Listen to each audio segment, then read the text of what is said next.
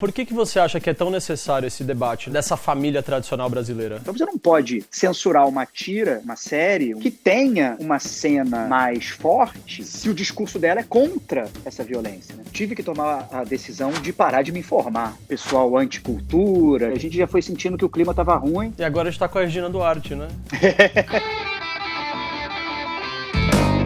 Nosso entrevistado de hoje é um contador de histórias, né? É assim que eu vou colocar, um contador de histórias. Se você não entende, o cara até desenha. De roteirista a quadrinista, quem sabe o que mais, né? Leandro Assis, seja muito bem-vindo aqui ao nosso Papo Quarentena, né? A gente tá fazendo uma série de entrevistas assim, só na quarentena, porque o pessoal não consegue sair de casa, mas no seu caso, você tá bem longe, né, cara? É isso, no momento estou no Porto, estamos aqui há um tempinho já, e estamos vivendo a quarentena, é essa loucura. Mas assim, é uma curiosidade minha, que a gente estava conversando, você falou que vivia em Portugal, uma série de jornalistas, de pessoas que foram para Portugal por motivos, óbvio, diversificados, né? Qual que é o motivo que te levou para Portugal? Teve um pouco de tudo. Primeiro, violência do Brasil, aquela questão lá do Rio de Janeiro, eu tenho uma filha pequena, minha mulher já vinha pensando nisso, eu também de sair do Rio de Janeiro para uma cidade, até mesmo ainda no Brasil, outro lugar e tudo, mas em algum momento pensamos em Portugal. Tinha também a questão política que estava já se anunciando de Bolsonaro e de direita extrema e pessoal anticultura, querendo acabar com o Ministério da Cultura. A gente já foi sentindo que o clima estava ruim. E aí decidimos vir para cá. E agora a gente está com a Regina Duarte, né? Pois é. Mas vem cá, você sofreu alguma ameaça de morte quando você morava no Brasil? Não. Isso não teve? Eu, na verdade, inclusive, enquanto eu estava no Brasil, eu não fazia nenhum tipo de trabalho mais de política, que falasse de política ou de qualquer coisa parecida. Então, isso nunca tinha acontecido, nunca houve. Comigo nunca houve. Conheço pessoas que sim, que sofreram ameaça, que vieram para Portugal e tudo, mas não no meu caso. Eu era roteirista, sou roteirista, mas trabalhava full-time como roteirista e já tinha decidido começar a fazer meus trabalhos mais autorais. Quer dizer, sair da produtora e pensar em fazer roteiros meus, né? Uhum. Mas eu também sempre tive o sonho, a vontade de fazer quadrinho, de desenhar, desenhava já como hobby, já tinha uma graphic novel publicada, mas como roteirista um tempo atrás. Então, meio que de brincadeira e já morando em Portugal e acompanhando de longe o governo Bolsonaro, eu resolvi fazer umas tiras de humor, usando o Bolsonaro, era live do Bolsonaro ali, fazendo piadas com as lives do Bolsonaro. Foi assim que começou, na verdade, mas já quando eu já estava aqui, né? E depois vieram os Santos. A crítica da família tradicional brasileira, né? Exatamente, exato. Por que você acha que é tão necessário esse debate no Brasil, dessa família tradicional brasileira? Eu acho que muito porque, em grande parte, essa família tradicional brasileira, se não elegeu sozinho o Bolsonaro, foi muito responsável por essa eleição. Quer dizer, o Bolsonaro, na verdade, é uma consequência de um pensamento dessa família tradicional brasileira que é muito retrógrada, muito intolerante, classicista, sexista. Você cresceu numa família assim? Ou você conheceu de perto alguma? Cresci numa família assim, sou de Zona Sul do Rio de Janeiro, a família Santos, ela é um apanhado da minha família, com amigos, família de amigos e do que eu via muito perto. Ô Leandro, a gente está num momento de pandemia, né? Como a gente falou no começo da entrevista, a gente está em quarentena, todo mundo na sua casa, né? Cada um aqui, né, fazendo esse trabalho. E a gente não deixa de trabalhar por causa disso, obviamente. Mas a gente sabe que toda pandemia ou momento crítico como esse afeta majoritariamente as classes menos favorecidas, né? E isso tende a piorar muito ainda, né? Porque muitos já vão parar de trabalhar, não vão ter renda, né? O governo prometeu uma ajuda aí de R$600. Bom, eu não sei até que ponto isso ajuda, né? De repente a pessoa não morre de fome, pelo menos, né? Mas não sei. O que você acha que a gente pode esperar quando isso acabar? Eu não faço ideia. Eu torço, tenho ouvido esse tipo de comentário de que esse vai ser um momento de virada, vai ser um momento de repensar muito do que é o mundo, do que é o capitalismo, do que é uma série de coisas. O trabalhador vai ter mais consciência da sua força, com essa questão de que eles não podem parar, porque senão a economia para, o país para, e que isso talvez, então, promova alguma mudança. Eu sou pessimista, então eu não sei se eu consigo acreditar nisso. Eu torço para que isso aconteça, mas eu temo pelo que vai acontecer, eu sou ansioso, eu tenho ansiedade mesmo, então, é, e acho que até um pouco pelo meu trabalho de roteirista, eu sempre trabalho na minha cabeça com os piores cenários possíveis, então é difícil ser otimista, é difícil pensar que vai acontecer alguma coisa boa. Nesse momento eu não estou conseguindo ver nada de bom lá pela frente. Torço. Talvez seja uma dose de realismo isso, não pessimismo. Talvez o meu, não sei dizer. Eu estou muito ansioso, estou muito preocupado com o que vai acontecer. Não é nem só no Brasil, é no mundo de modo geral. O que vai vir disso aí, né? Acho que a gente não passou por nada parecido, então realmente.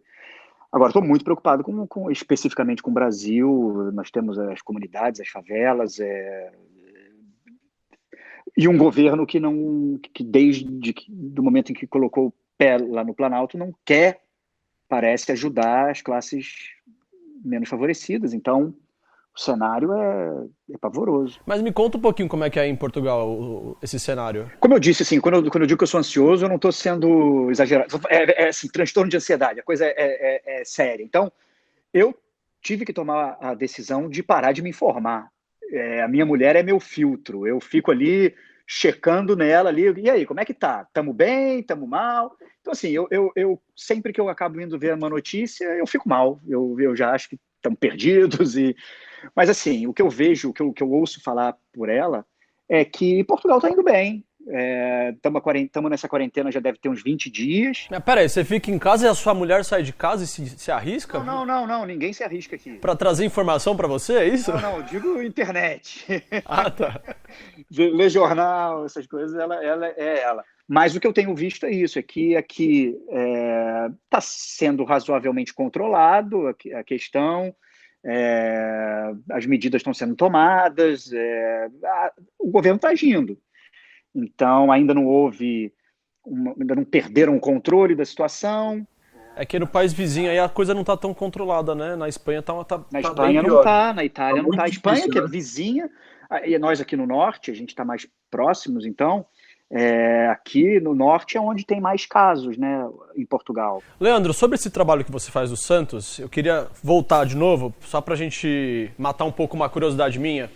Tá. Eu acho que é inevitável que esse trabalho ele ataque muita gente, incomode muita gente. Como é que você lida com a resposta das pessoas ali nas redes sociais, que é onde você tem mais o contato com o público que acompanha o seu trabalho? Bom, quando eu fazia as tiras do Bolsonaro, chegava a ser pior, assim, mais gente entrava para brigar comigo, para reclamar, para fazer uma ameaça ou outra, mas umas ameaças bem pé de chinelo, nada que assustasse, coisa que você via que era ridículo, de adolescente, sei lá. Então vinha mais, o volume de gente criticando era maior.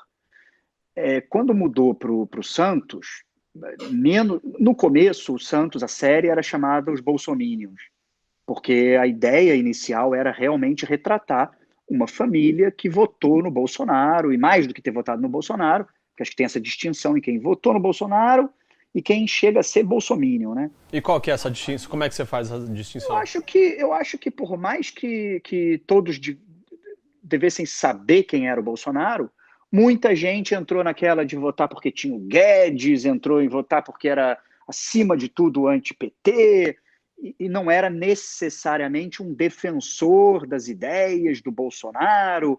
E tem os que não, que realmente chamam ele de mito e que realmente defendem o que ele diz. Incondicionalmente. Incondicionalmente. Então, assim, a ideia inicial era retratar uma família carioca, ou pelo menos que tivesse ali, o núcleo fosse bolsominion. À medida que eu fui fazendo as 2, 3 primeiras tiras, eu comecei a ver que era um pouco mais do que isso a série. A série não precisava ser só sobre isso, porque, na verdade, dava para falar sobre injustiça social, dava para falar sobre racismo, dava para falar sobre muito mais coisa.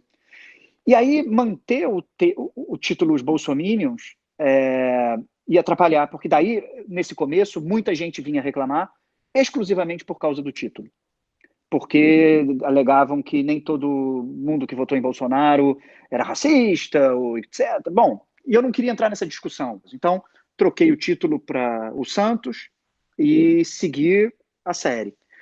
Então, nesse momento, menos gente entra, não entram bolsominions necessariamente para defender Bolsonaro ou qualquer coisa assim, mas continuam entrando os racistas ou até mesmo aqueles que simplesmente não enxergam o racismo porque estão numa bolha, né? e porque reproduzem ali aquele pensamento, porque não conseguiram ainda talvez se distanciar o suficiente para enxergar que muito comportamento do branco, da classe da elite, classe média alta, reforça racismo, reforça sexismo, misoginia, machismo. Então, eu diria que hoje, no Santos, a quantidade de haters diminuiu. Porque você bloqueia os caras? Não, porque na verdade, quando eu não sou declaradamente contra o Bolsonaro na tira, não aparece muito hater. Se eu falar mal do Quando é mais Bolsonaro, sutil, aí o pessoal aceita melhor. o pessoal aceita melhor. Algumas pessoas, inclusive, que votaram no Bolsonaro, daí entram na tira, entram lá para comentar e falam: pô, olha, eu não concordo com o seu pensamento político, mas a sua tira faz sentido, isso está certo, é assim mesmo, isso acontece, eu sei que é assim, tem que melhorar. Eu mesmo já estou melhorando, estou mudando. Mas quando eu batia no Bolsonaro, quando eu chamava a tira, essa tira atual de hoje, bolsominions, aí vinha hater mesmo, vinha para xingar, vinha para brigar. E eu gosto dessa interação, eu gosto de conversar com quem elogia e com quem reclama. Eu sou chato, eu não consigo a pessoa reclama, eu vou querer responder a pessoa, aí ela vai reclamar de novo, eu vou responder de novo, eu não largo o osso da discussão. Eu vi que tem algumas tirinhas suas que você até comentou em algumas postagens que o Instagram ele removeu. É uma espécie de censura, mas o que aconteceu? Você tem alguma ideia do que aconteceu?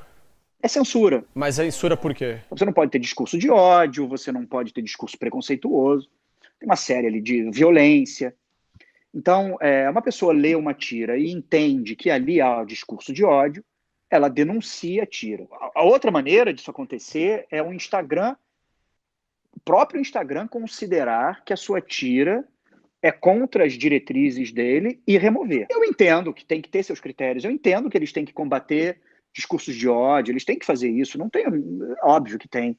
Eu até aceito que nas tiras do Bolsonaro anterior, na série anterior, eu fazia algumas piadas bastante agressivas, bastante violentas até, num espírito meio de desenho animado, meio que, né, no desenho do South Park, para quem não conhece, tinha um personagem que em todo episódio ele morria, mas voltava no episódio seguinte. Ele não morria de fato, mas tinha a morte dele em todo episódio. Mas o discurso de ódio é o que você falou. Você matar um presidente, por mais que a gente não goste dele, é uma coisa também muito radical, né? Claro que é, e por isso que eu digo, nessa tira do Bolsonaro, a censura não me doía tanto. Na tira, na série do Santos, que é uma série completamente contra preconceito, tem uma dificuldade do Instagram de lidar. Às vezes, para você denunciar violência doméstica, você vai mostrar uma cena de violência doméstica. Mas o sentido do recado final é contrário à violência doméstica. Então, não é uma defesa da violência doméstica. Então, você não pode, no meu entender, censurar uma tira, uma série, que tenha uma cena mais forte, se o discurso dela é contra essa violência. Você falou que você não acompanha muito o noticiário, você tá saindo um pouquinho, né? Tá no seu isolamento também de informação. Aí eu queria fazer uma pergunta pra você. Eu acho que deve estar no meio disso aí, mas enfim, mandaram perguntar aqui, a roteirista fez aqui a pergunta, então você tá acompanhando o Big Brother no Brasil? Não tô. Eu sei que o Babu Santana tá lá no Big Brother, sou fã dele, ele fez aquele filme Estômago, que eu, quando dava aula de roteiro, excelente. Usava muito como nas minhas aulas. Então, assim, tô torcendo para que ele... Não sei se ele ainda está na casa lá, mas tô torcendo. Ele está. E essa entrevista nossa, ela tá indo ao ar num dia em que eu acho que o programa está para acabar já vai ser, de repente, a final do programa. Mas a gente está viajando no tempo, olha só, Leandro. Olha só, estamos viajando no tempo aqui. Mas existe uma questão de racismo estrutural ali no Big Brother. Eu acho que você também já ouviu falar desse debate, né? Tiveram 2 personagens ali, e o Babu é um deles, foram excluídos ali socialmente dentro da casa. Isso aconteceu ano passado também, né? Teve um outro grupo ali que queria discutir essa questão do racismo, a questão do machismo, e usou realmente o Big Brother como um palanque para esse debate. Só que no ano passado, o Thiago Leifert, ele parece que ele deu uma bronca em alguns participantes ali por causa disso, né? Por causa do ato de ser palestrinha. Não sei se você é familiarizado com essa expressão, que o cara que fala muito, ele quer também ficar explicando tudo. Sim. Eu tô fazendo agora, inclusive, né? Eu sou também, então. Olha, eu não vou saber dizer agora o que eu... Tá muito boa essa edição, viu, Leandro? Tá muito boa. Mas o que eu tenho acompanhado é isso. As pessoas estão pedindo para eu fazer tira sobre... Eu não posso, eu não sei o que está acontecendo direito. Eu gostaria de estar acompanhando por tudo que eu tenho ouvido falar. Eu não acompanhei também a edição passada, mas eu já imagino que ele tenha sido um dos acusados de ser palestrinha. Eu sou fã do Rodrigo França, que estava, se não me engano, na edição anterior. E acho complicado quando a produção chama uma figura como ele para participar, que é um estudioso, que é ativista. Não tem como esperar dele outra coisa a não ser querer abrir a cabeça das pessoas.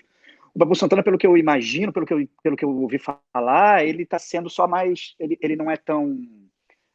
não parece estar querendo dar tantas aulas e tudo, mas está sofrendo mais ali, parece, o preconceito, né? Para encerrar aqui a nossa conversa, esse momento de coronavírus também criou novos ofícios, né? Porque as pessoas agora elas têm que se adaptar para poder mostrar um pouco do seu talento, da sua arte. Você já faz isso muito antes do coronavírus com as suas tirinhas, mas você acha que esse é o momento para, de repente, incentivar novos talentos aí, como os seus de ilustrador e de repente fazer pessoas ganharem dinheiro? Tá aí uma boa, não tinha pensado nisso, mas acho que é uma boa, acho que é um momento de reflexão para todos, todo mundo pensar, aproveitar de maneira útil esse tempo e se reciclar, e quem sabe... muita gente tem vindo me comentar comigo que gosta de desenhar e que vai tentar aproveitar esse tempo para isso. Quem sabe vai aparecer aí uma galera desenhando, fazendo tira. Acho uma boa. Esse momento vai ser de inspiração para você? Espero que sim, né? No momento é de ansiedade. Eu tenho que retomar, o Santos está parado agora por causa da quarentena, a rotina está meio de pernas pro ar aqui. Tá tendo pouco tempo para fazer a tira. Tenho que retomar, mas a seguir é seguir a série, terminar a série, fazer o livro. A gente vai fazer um livro da série. Provavelmente o livro vai ter material inédito também. De repente podia ter um episódio do Santos em que uma senhora vai no supermercado e compra 10 garrafas de álcool em gel ali e dane-se a galera. Eu quero comprar para mim e para minha família porque nós estamos protegidos. Máscaras e álcool, exatamente. E acabar com o estoque de todo mundo, né? Pois é, bem por aí, né? Bem por aí. Leandro, muito obrigado pela conversa. Foi ótimo. Sucesso para você, Leandro. Obrigadão, professor. Melhoras pro seu dedo aí, que eu tô vendo que tá com machucado. Já viu, aí. Né? E é isso aí, gente. Leandro Assis, valeu!